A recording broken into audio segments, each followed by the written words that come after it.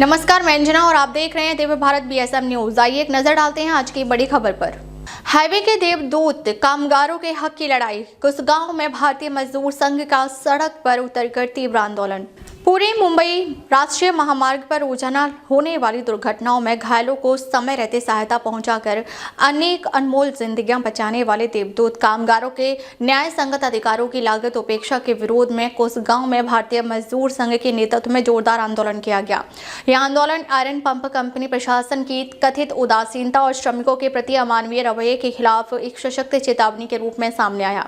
जो दूसरों की जान बचाते हैं वही असुरक्षित देवदूत नाम से पहचाने जाने वाले ये कामगार हाईवे पर दुर्घटना की सूचना मिलते ही सबसे पहले मौके पर पहुंचते हैं। गंभीर रूप से घायल यात्रियों को प्राथमिक उपचार देना, उन्हें एम्बुलेंस या अस्पताल तक पहुंचाना और कई बार जान जोखिम में डालकर राहत कार्य करना, यह इनका रोजमर्रा का कार्य है। बावजूद इसके इन्हीं कामगारों को आज तक ना तो उचित वेतन मिला है और न ही सामाजिक सुरक्षा या बीमा संरक्षण।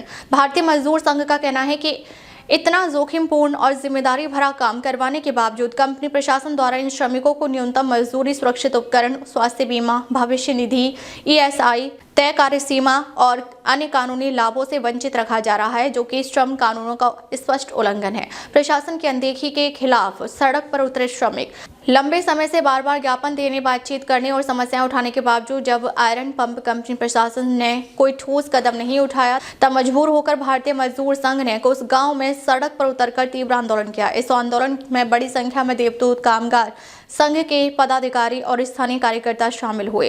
प्रदर्शन के दौरान मजदूरों ने हाथों में तख्तियां लेकर अपनी मांगें स्पष्ट शब्दों में सामने रखी। जो जान बचाते हैं उन्हें भी सुरक्षा दो, न्याय नहीं तो संघर्ष जारी रहेगा जैसे नारे पूरे क्षेत्र में गूंजते रहे। संघ नेतृत्व का स्पष्ट और कड़ा संदेश। इस आंदोलन का नेतृत्व बाला साहेब भुजबल यानी संगठन सचिव भारतीय मजदूर संघ, सचिन मेंगाले यानी उपाध्यक्ष भारतीय मजदूर संघ, सागर पवार यानी सचिव महाराष्ट्र अखिल भारतीय ठेका मजदूर महासंघ, उमेश विश्वाद और बाला साहेब पाटिल ने किया। नेताओं ने अपने संबोधन में साफ शब्दों में कहा कि देवदूत कामगार किसी पर उपकार नहीं कर रहे, बल्कि वे समाज और सरकार के लिए अत्यंत महत्वपूर्ण सेवा दे रहे हैं। ऐसे में उनके अधिकारों की अनदेखी न केवल अनैतिक है बल्कि असंवैधानिक भी है। बाला साहेब भुजबल ने चेतावनी देते हुए कहा, यदि देवदूत कामगारों की मांगों पर तुरंत ठोस निर्णय नहीं लिया गया तो यह आंदोलन और अधिक उग्र किया जाएगा। आवश्यकता पड़ी तो इस संघर्ष को राज्य स्तर तक ले जाया जाएगा और कंपनी प्रशासन को इसकी पूरी जिम्मेदारी लेनी होगी। मुख्य मांगे रखी गई। स्पष्ट रूप से भारतीय मजदूर संघ द्वारा कंपनी प्रशासन और संबंधित शासकीय यंत्रणाओं के सामने निम्नलिखित प्रमुख मांगे रखी गई। देवदूत कामगारों को तत्काल वेतन वृद्धि दी जाए, सभी श्रमिकों को ईएसआई, पीएफ और स्वास्थ्य बीमा जैसी सामाजिक सुरक्षा योजनाओं का लाभ मिले। जोखिमपूर्ण कार्य के लिए अतिरिक्त सुरक्षा भत्ता दिया जाए, कार्य के निश्चित घंटे तय किए जाएं और ओवर टाइम का उचित भुगतान हो। सभी आवश्यक सुरक्षा उपकरण तत्काल उपलब्ध कराए जाएं। ठेका पद्धति में हो रहे शोषण को रोका जाए और श्रम कानूनों का सख्ती से पालन हो।